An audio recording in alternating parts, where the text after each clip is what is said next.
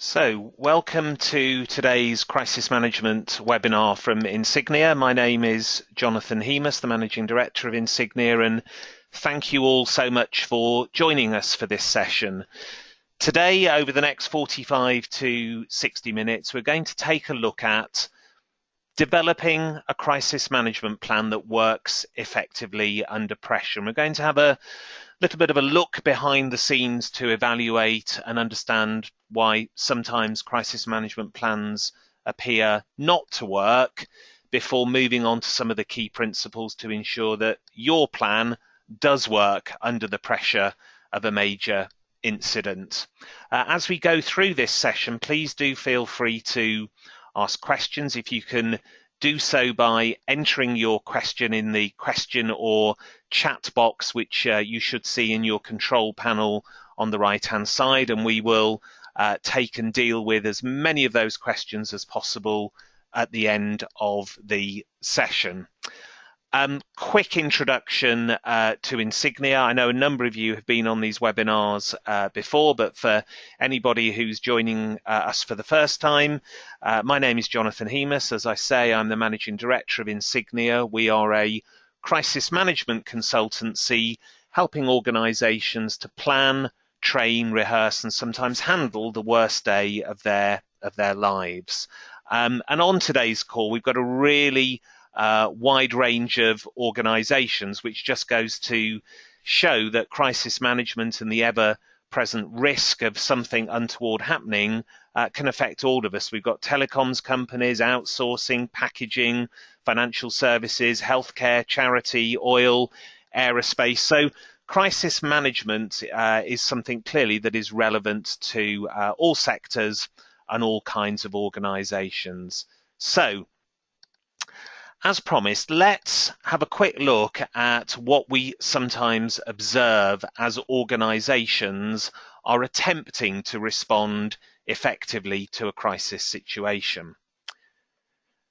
So, what we see from the outside sometimes is that organisations appear to be too slow to respond to the incident which is engulfing them. One could argue that BA's recent challenges is a case in point where, as you will have seen a couple of weeks ago, you had passengers stranded at Heathrow, Gatwick and around the world, and it appeared that BA was not reaching out to them and not able to communicate effectively quickly enough. What you also sometimes see in a flawed crisis response is that the organisation appears to be simply reacting to events, so following the crisis rather than shaping or influencing it. And I guess good recent example of that would be the tumble dryer recall that we've seen developing over the last 18 months, where brands such as Whirlpool and Beko just seem to be playing catch up the whole time rather than actually getting ahead of the crisis. A third characteristic that we sometimes see in a flawed crisis response is inappropriate messaging or communication. So statements or spokespeople communicating messages which are not helpful in terms of either the stakeholders affected or indeed in protecting the reputation of the organisation at the heart of the situation. And of course, the most famous example of flawed communication over the last 5 years or so is the BP Gulf oil spill and the fateful quote of its chief executive, Tony Haywood, who said, "I want my life back." So inappropriate messaging or communication is often observable in a flawed crisis response. What we also sometimes see on the outside is gaps in the overall communication response. So perhaps there's a really effective spokesperson, but when you turn to the organisation's website for more information about what's going on, there's nothing there. Or members of the public try and get information from a call centre, and the people at the call centre either don't have that information, or basically the phone lines go into meltdown and you can't get through at all.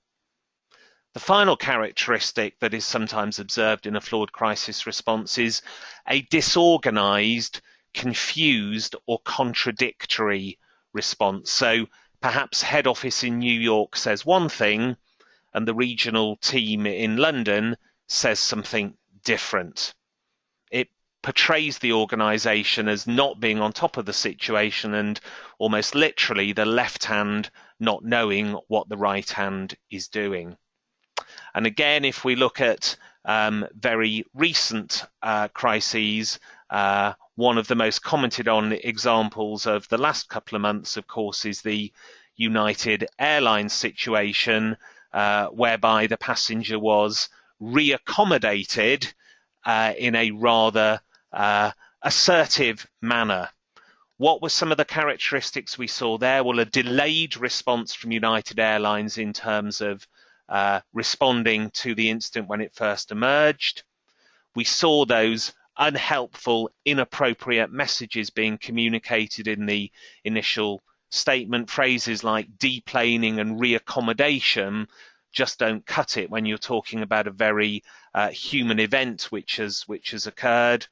We then saw the organisation having to backtrack and almost reboot its crisis management response before it ultimately started doing and saying the right thing. So it's a very good, or one could say a very bad example of a crisis management response going wrong and actually making the situation worse than it need have been. So I'd like to take a look at some of the causes of these flawed crisis management responses. Why is it that mature, successful organizations make these apparent mistakes when a crisis hits? What is it that's going on? So I'd like to take you behind the crisis room door. It's a place that we are privileged to have been on a number of occasions with our clients, and to have observed a number of crises playing out. What is it that occasionally causes that flawed response? Well, sometimes the reasons are very deep-rooted, deep-seated within the organization, and they come to these kind of factors. They can come down to the culture of the organization. Perhaps the organization communicates too slowly because it is a very hierarchical organization that requires 2 or 3 levels of approval before anything can be said. Perhaps the culture is very cautious, very risk averse, which prevents decisions being made quickly in the event of an incident unfolding. And I'd ask you to think about the cultures within your organizations. Would the culture within your particular business or organization allow you to respond quickly and effectively to an emerging situation? Leadership.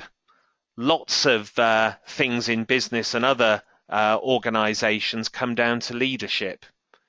Is your senior management team, is your chief executive prepared to act and speak quickly in the event of something going wrong? And I would just mention at this point, sometimes it can be overbearing legal influence which causes organizations to respond too slowly or inappropriately. Your legal advisors are a critical part of your crisis response team, but if you adopt an overly legalistic response, then you will be slow, and what you say and do may not be in your best long-term interest. So legal influence needs to be present within the crisis response team, but it needs to be part of an overall balanced response to a crisis event. So these are some of the deeper cultural and organizational reasons why sometimes a crisis management response is not the best possible response to the situation. There are also the unique conditions and characteristics that surround a crisis that come together at that time when the incident emerges and mean that organisations sometimes do not respond in the best possible way. Firstly, a crisis by its very nature creates fear, pressure, and uncertainty. None of those are things which help us to operate in a really cool, rational, effective manner. So the very characteristics of a crisis, the fact that we don't know what's going on, it's not clear, and there's a hell of a lot at stake, mean that we're not able to operate in the normal way. And actually, if we do try to work in the normal way, that fails to get the job done. What do I mean by that? Well, in most organizations these days, there's a collaborative style of leadership and a collaborative style of working whereby everybody is involved and decisions get made effectively, but sometimes gradually. In a crisis, the way of working needs to be a little different. We need to go more towards the command and control end of the scale so that decisions can be made quickly, while still taking on board the views and input of our crisis management team members. But if we just try and apply normal business disciplines to the way that we manage a crisis situation, again, we will not be able to move quickly enough to do and say the right thing to protect our reputation. Another typical response to a crisis is people leaping to action without thinking. It's very understandable that people want to do things to put the situation right, but doing things needs to be coupled with a thought process that makes sure that we're doing the right things, the things that are in our best interests and the best interests of our stakeholders. And I guess interlinked with that, a reliance on instinct means that people sometimes prioritize the wrong things in crisis response and forget other critical steps that need to be taken. We also need to recognize that crises create this fog of war. That creates a lot of confusion, and so it is easy for the left hand not to know what the right hand is doing, or to fully understand who is responsible for taking this particular action. Is it the responsibility of the local team on the ground, or is it the responsibility of head office in Paris?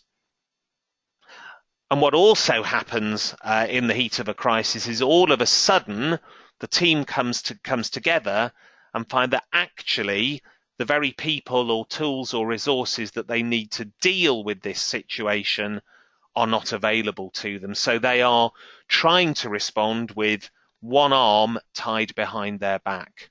All of these are very practical reasons why organizations sometimes don't deliver the best possible crisis response.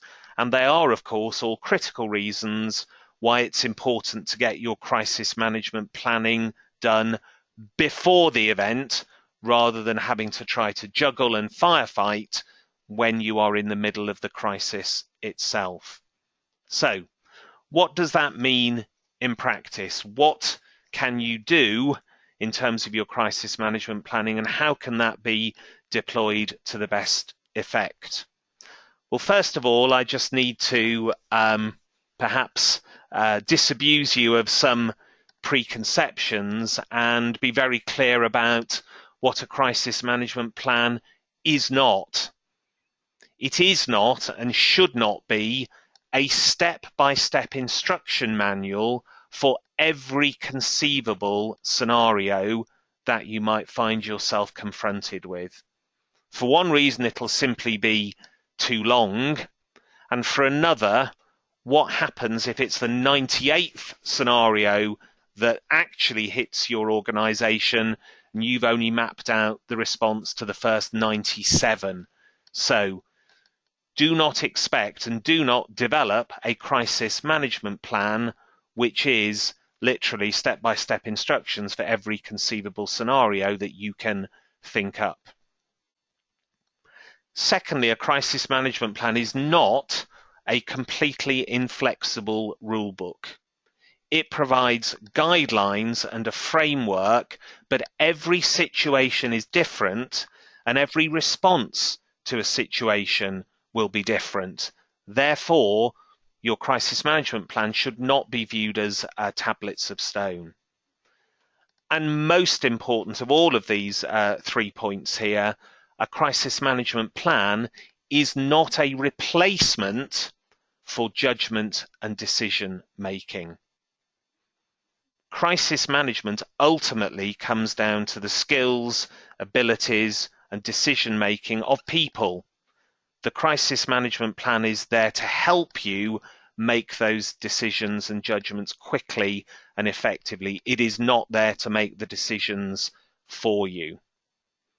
So let's talk about what a crisis management plan can do for you. And again, as I'm going through this presentation, please do log any questions you may have via the question or chat pane so that we can pick up on those later on in this session.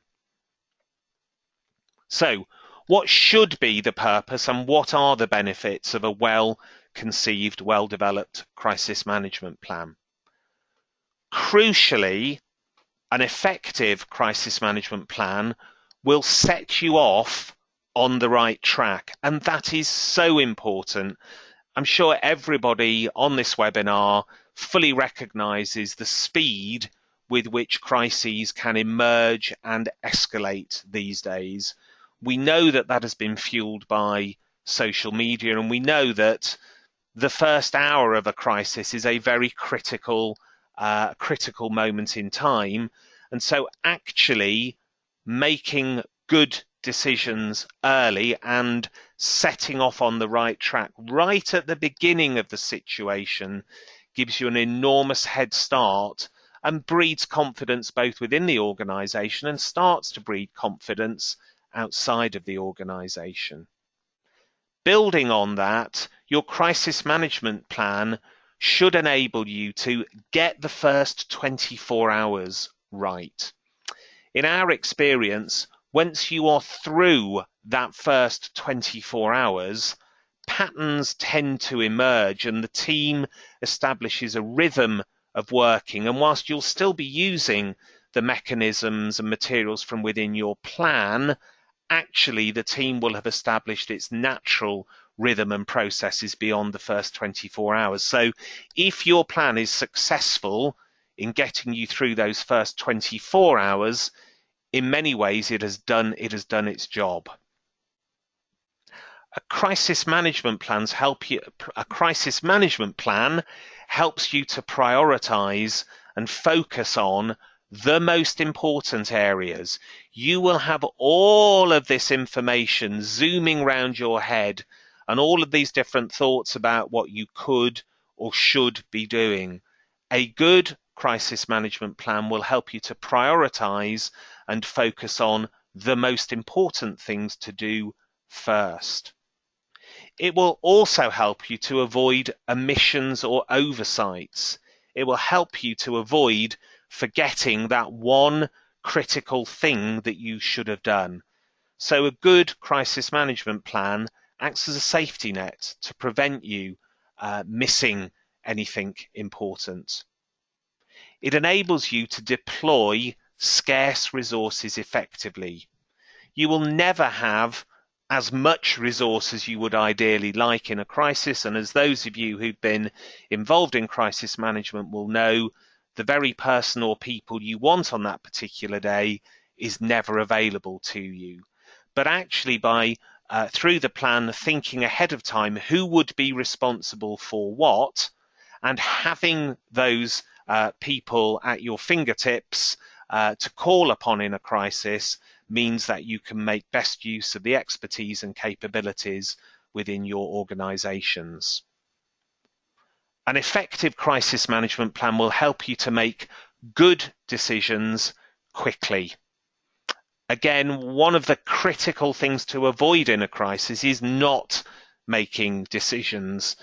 We've observed organizations, understandably under pressure, finding it very difficult to make decisions, either because they haven't got enough information, or they're not quite sure about what the right thing to do is.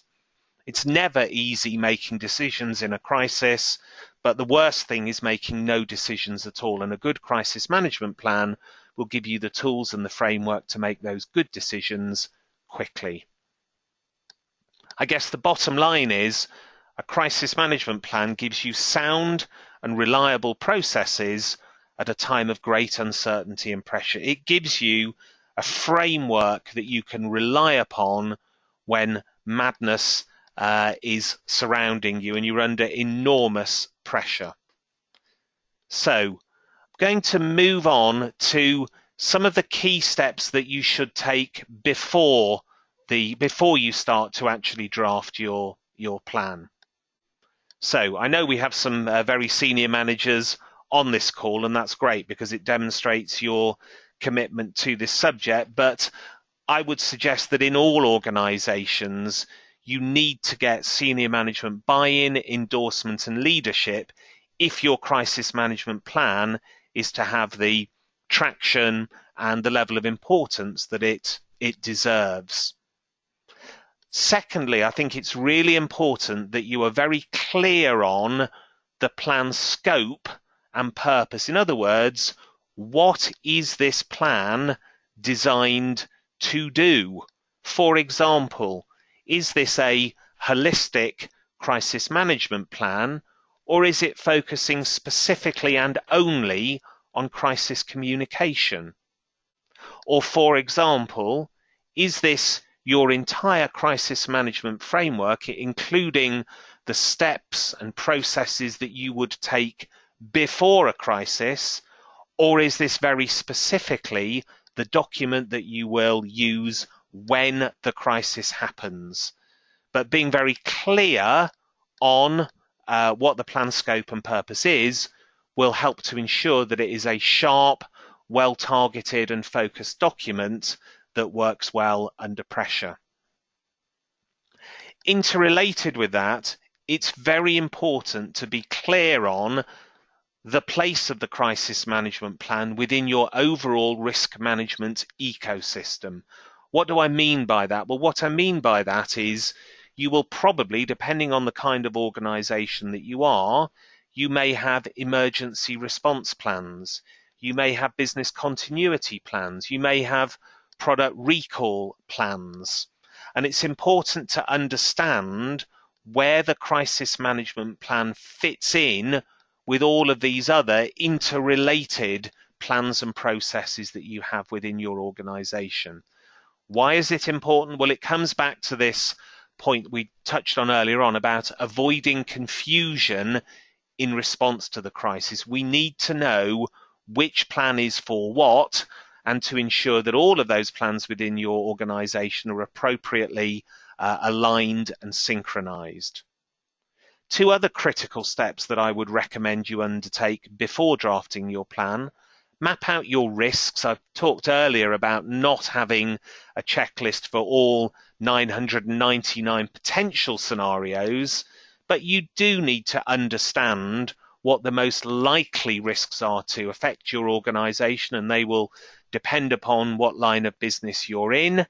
And then the follow-on to that is to do some scenario planning against those critical risks, planning out, mapping out how would we respond if one of these top risks occurred, what decisions would we make, what resources would we require. So those are some of the steps that it would be advisable to take before you begin drafting your plan. Now going to move on to some of the key content that we believe should be within your plan. But the first point I would like to emphasize is that your crisis management plan needs to be designed and developed to work within your organization. An off-the-shelf plan that works for one of your peers or another organization will not necessarily be right for you. The first reason is cultural. Again, if you are a very fast-moving organization that really hates bureaucracy and administration, you will need a plan which adopts the same approach. So really short, really simple, really top line. Clearly, the nature of your industry and the risks that you face will also vary. So I'm about to walk you through some principles, but the final detail of your plan and the way in which it's structured and laid out must be tailored to your own organization. So let's look at some of the foundations first. I'm going to take you through 4 areas of a plan. The foundations, the key elements to help you manage the crisis, the supporting materials, and some communication specific elements. So first of all, the foundations. So at the beginning of your plan, I suggest that you should have a section which includes some or all of these elements. Definition of a crisis, so that the team, when they pull the plan out, can very quickly identify, is this a crisis that we're facing? So that you're as clear as can be about what a crisis looks like. We can't manage the crisis unless we recognize it's happened. Some top-level principles for crisis management, our objectives in terms of crisis management. Categorization of crisis types and levels.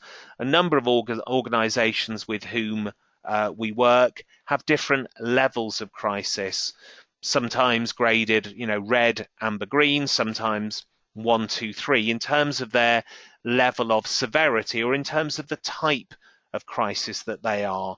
That can help you to adopt a slightly different approach based on the type of situation that you are facing.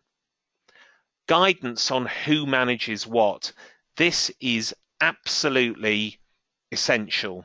It's one of the most common challenges and mistakes that we see in terms of crisis response, there being a lack of clarity around who is responsible for doing what. And that's particularly apparent when the organization is dispersed across a number of different offices, sites, locations, outlets, countries.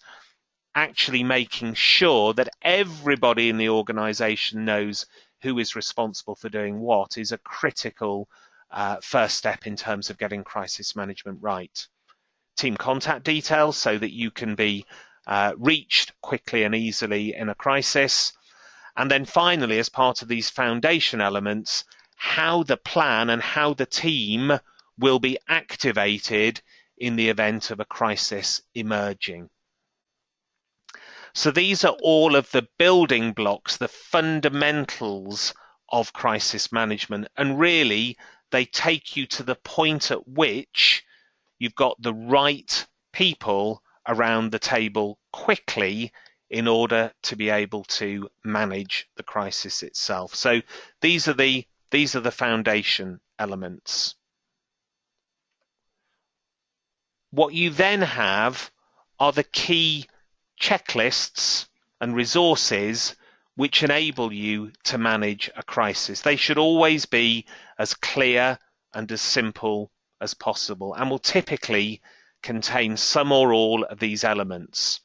An overview, often a graphic overview, a table or a chart which describes the overall approach to crisis management, so that by simply looking at one page, the team can see the crisis management process that they will be applying.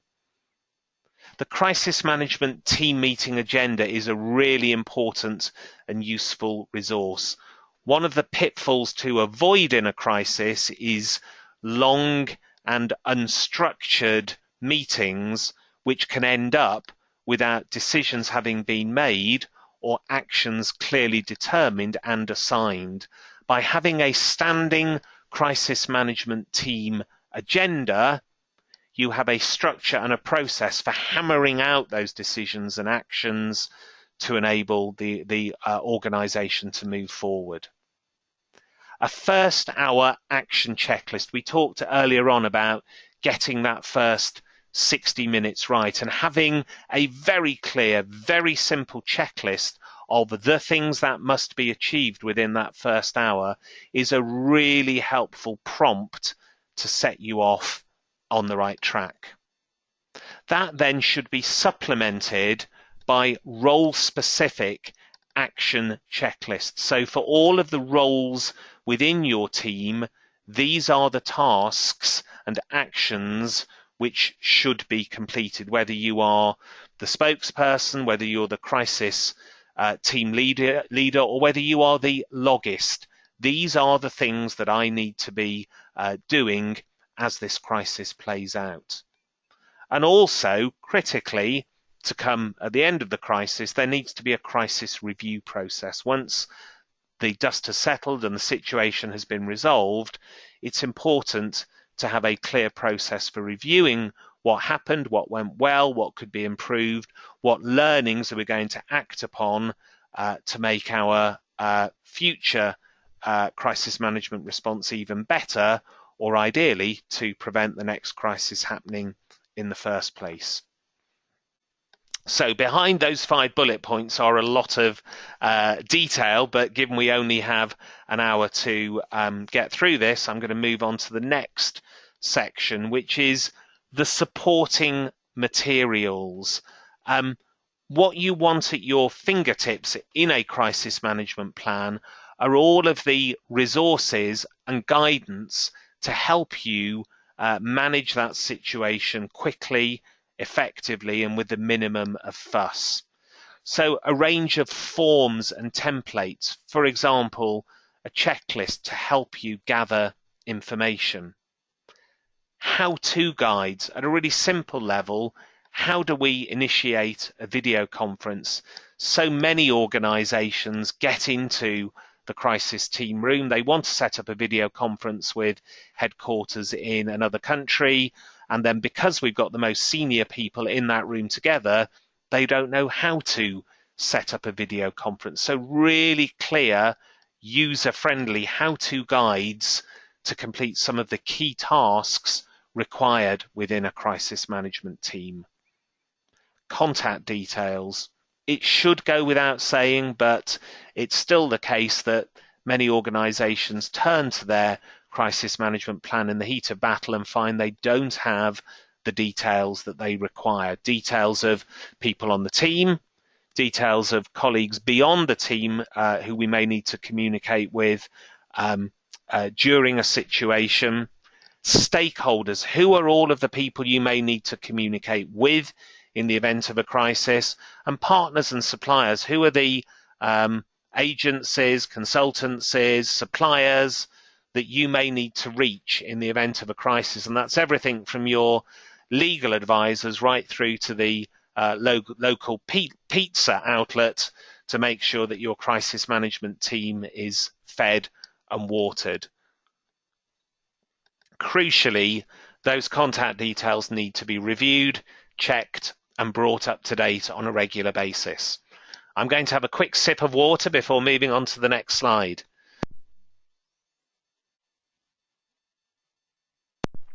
Okay, so I am now suitably fed and watered. So the final area that is essential within your plan is the communication elements. Part of managing a crisis is always going to be protecting your reputation, and in order to protect reputation, you need to communicate well. No crisis can be fully successfully resolved if either the communication or the operational response is not totally effective. So what needs to be in your plan to ensure that happens? Well, some of the key communication principles, the most important of which is the approval process. Get that mapped out and agreed in your plan beforehand. Don't wait till the event to discuss and find out who needs to approve a statement under pressure. Otherwise, you'll find yourself in the situation that we looked at before, where it takes you just too long to get information out. To further speed up the process, include in your plan template materials against your key risks, holding statements, internal briefings, tweets, with gaps left in them to be filled in according to the situation itself. Anything that can be pre-prepared, tweaked, and then issued is of great value in a crisis. If it only saves you 20 minutes, that 20 minutes could be incredibly valuable when everything is on the line for the organization. Forms and templates, for example, a media log, and again, specifically for the communication team, how-to guides, for example, how to upload material to your website. What's the process for doing that if you need to get new information onto your website quickly? And guidelines for running a press conference. So, in very short form, those are the 4 key areas that we would suggest should be covered by a crisis management plan. The key foundations that enable you to get the right people around the table quickly.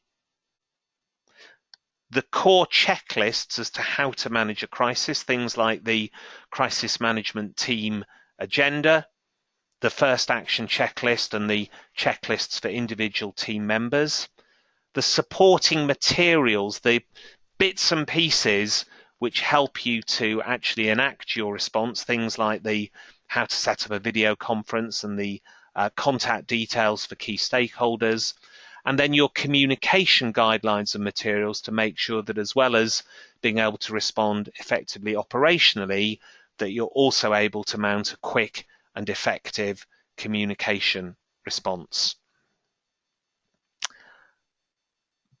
But developing a crisis management plan isn't enough. You will recognize that simply having the most perfect plan is still not going to ensure that you respond effectively unless that plan is embedded within the organization. So here are some critical steps and characteristics that will enable you to be confident that your crisis management plan would work in practice. The first thing is a briefing. It's not good enough to circulate the crisis management plan amongst your crisis management team. They may read it, they may not. They certainly will not have a deep understanding of that plan. So the first stage is to get the crisis management team and of course their deputies around the table and run a briefing session to walk them through the plan, to get them to practice applying some of the key elements within it, and to have the chance to ask any questions or cover off anything that's not clear. Secondly, training. People need to be given the skills to be able to enact a successful crisis management response. And of course, that's important for the crisis management team itself, whether it's spokesperson training or decision-making training, but it's also important to give your people at the front line training. For example, if you do have call centers, what will they be expected to do and say if there's a major incident? Those people need to have the appropriate level of training as well. Rehearsal. By actually practicing the plan, you give yourselves a much better chance of that plan being successful in practice. It will give people the experience, the skills and the confidence to be able to deploy it successfully, and they can, even before the event, start to build up that rhythm of response that I talked about earlier on.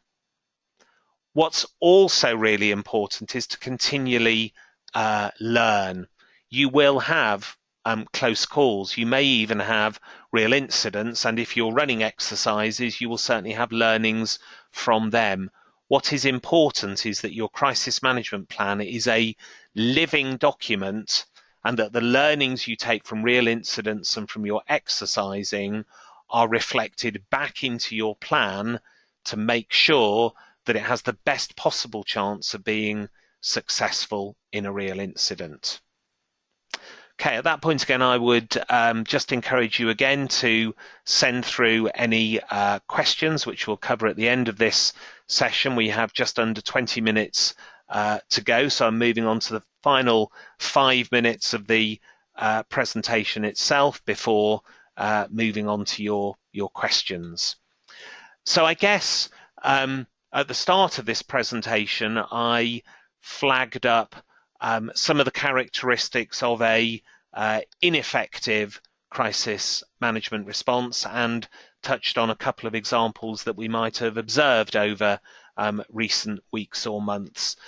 I wanted to finish the presentation by looking at an organisation which I believe responded very well to a crisis, and my hunch is that that was based upon a well-conceived, well-rehearsed crisis management plan. And for those of you who've joined webinars before, you may recognise this example, but I think it's such a good one that it bears repetition. So Merlin and the Smiler accident. No one would seek to excuse what actually happened, and it's clear that the health and safety executive have found Merlin to blame for that situation, and Merlin have been fined as a consequence. All that said, in my experience, I would describe their crisis management response as absolutely exemplary, and I believe that has played a major role in protecting the organisation's reputation and the value of that organisation going forward. What is it that makes me think that they had planned and trained beforehand? Well, firstly, it was the speed of response. If we look first of all at the communication, the pure communication response, the normal Merlin website, or rather normal Alton Towers website, was taken down almost immediately and replaced with a much more sober website led with news of unfolding events. How many times have we seen other organisations continue with the bright, jazzy, fun-filled corporate promotional website when they're in the midst of the most horrendous crisis? To make that change so quickly demonstrates forethought, planning, and the ability to make that change quickly. We talked about earlier the pace and impact of social media. Again, within minutes, Merlin's social media team was communicating about the event via its Facebook page and via its Twitter feed. Not only was it putting information out there, but it was also responding to questions from members of the public and other stakeholders. So there was interactivity, not just the pushing out of information. Again, that couldn't have happened without pre-planning. And then what we also saw was Nick Varney, Merlin's chief executive, coming out and visiting the scene, communicating with the media very, very quickly. Very decisive action, very appropriate communication, not hiding behind his lawyers or advisors, doing and saying all of the right things. So, to me, this bore all the hallmarks of a very effective crisis management response, one which was based on a culture which allowed effective crisis management to take place, one which had a leadership team prepared to do and say the right things quickly, but also one which had clearly planned and exercised for what could happen.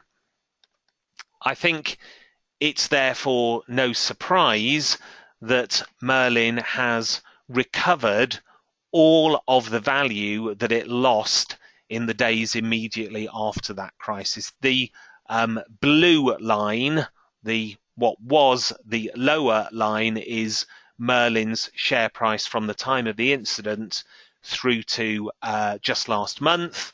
And what you will see is Merlin has now recovered all of the value that it lost in those first few days. And you will always find a loss of value in the first 2 or 3 days as the outside world looks on and wonders how you will respond to the uncertainty and the challenge that you are facing.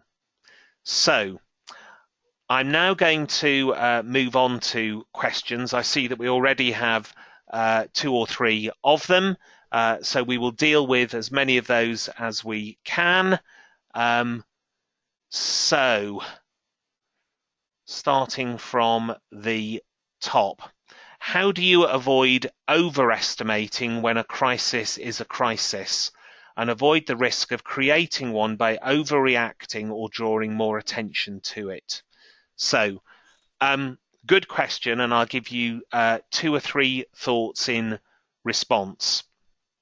The first one, I guess, is to say the key principle, one of the key principles for crisis management is to initially behave as though this is a crisis before, rather than underreacting. It's much easier to escalate or rather activate a crisis management team and then stand them down than wait until it's absolutely glaringly obvious that we're in the middle of a deep crisis before activating the team. So, in terms of those first steps, if you have a sniff of a crisis, activate your team and respond as though it was a crisis until more facts emerge. That doesn't necessarily mean communicating externally, and what your initial crisis team meeting should help to establish is what level and what scale of crisis or situation are we facing, and therefore how should we respond to that. And again, your crisis management plan should help you to make those judgments. So activate rather than not, and have processes within your plan to help you determine the scale of response that is required. Next question. Where a crisis emerges after a slow burn ongoing incident, are there any principles or guidelines that can be added to business continuity planning which help a smoother transition from incident to crisis?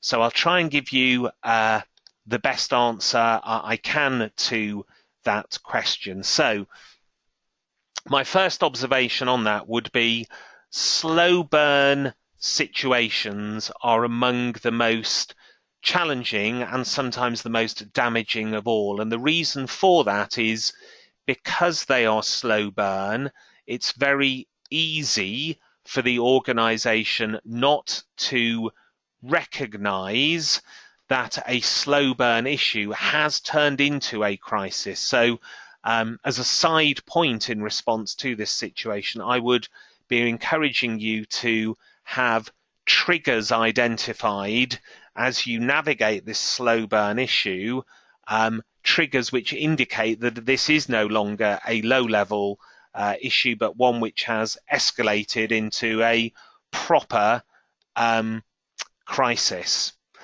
I guess the other broad principle that I would espouse is for the business continuity team, or whoever it is that is managing that slow burn issue, to have a direct line of communication into someone on the crisis management team.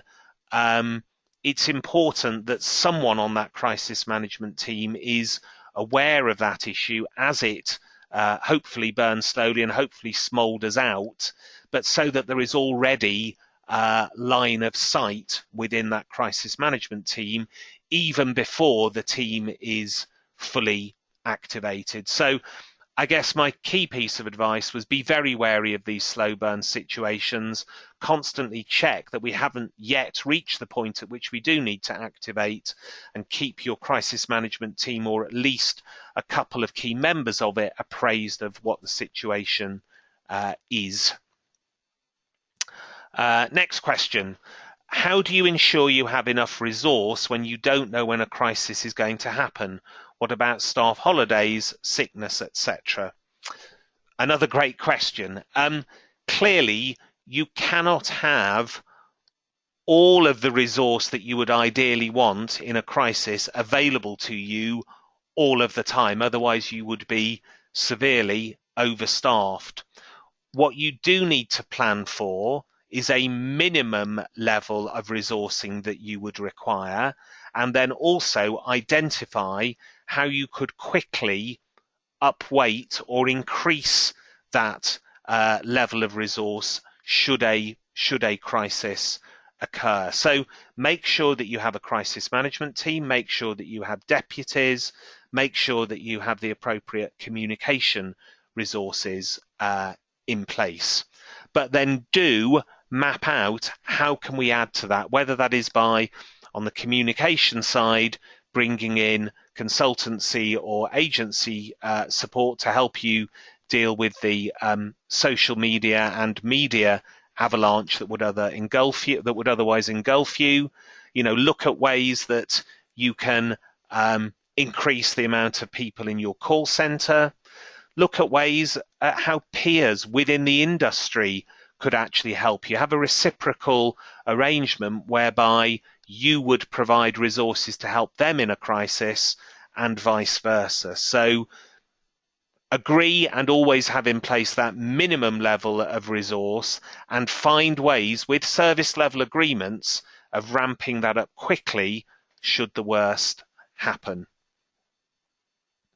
Okay, next question. To what extent do business continuity tools make a difference to crisis management planning? I would hope and expect that business continuity tools would make a significant difference to crisis management planning. If an organization is investing significantly in business continuity planning, then it probably already has a very sound foundation for crisis management planning and response. What I would say, however, is that business continuity planning on its own is not enough. There needs to be separate but interrelated crisis management planning as well as your business continuity plan. Question regarding Merlin from Duncan. And Duncan, I'm going to have to respond to this question offline. Duncan is asking, did Merlin respond well due to their previous experience from the Warwick Castle incident, which was not handled so effectively? Sorry, I misread the question. I can respond to that question now. So I would suspect the answer to that question is yes. I don't have inside knowledge, but it would appear to me that Merlin did learn lessons from previous situations. And again, that is the mark of a really admirable and successful organization when it comes to crisis management. What you do need to be very wary of is one crisis finishing, breathing a huge sigh of relief and getting on with business as usual. A crisis, whilst no one wants one, is an opportunity to further enhance your resilience to future events and ideally to prevent them from happening. So I would hope and expect that that was the case with Merlin, and that they actually took the time to say, how could we respond a bit better if this happened in future? And they certainly demonstrated that with the Alton Towers incident. We are moving into the final 5 minutes, and I think we have covered off all of the questions from the audience. I'm just going to give you a bit of a heads up on a couple of events coming up over the next, 3 months, I guess it is, that you may be interested in. Very short notice. Next Tuesday, we are speaking at PR Week's Crisis Communication Conference. This is next Tuesday, and if anyone on this call would like to attend that event in London, we are able to offer a 10% discount for anyone coming as a result of an Insignia introduction. So if there's anyone that would like further crisis communication insights next week, please drop me a line subsequent to this webinar, and we will send you the 10% discount code for that event. Secondly, on the 12th of September, we will be running a live cyber exercise at the Cabinet War Rooms in Whitehall to give clients and other contacts the opportunity to sharpen up their crisis management skills against a scenario which many of you I know will be grappling with at the moment. It's an open event, and so this will be a scenario which will be applied across a whole range of organisations. Clearly it won't be tailored specifically to your own, but we hope there will be some general learnings that come out of that session, and that you will all find that really valuable.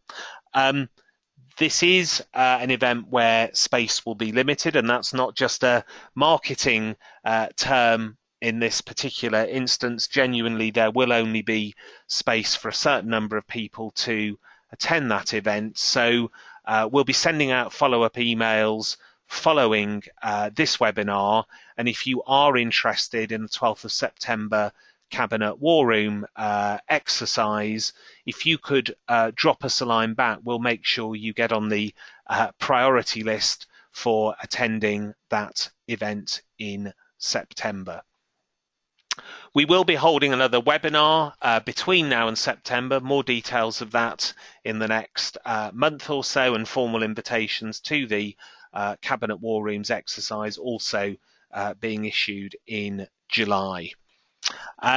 Expect to receive this afternoon or tomorrow a link to a recording of this webinar, but also a report which covers the areas we've looked at today in more detail, which you'll be able to access from our website. As I say, that will be reaching you in the next 24 hours. If you have any other questions emerging from this webinar, please do feel free to contact me via any of the mechanisms listed on this slide. We'd be delighted to assist.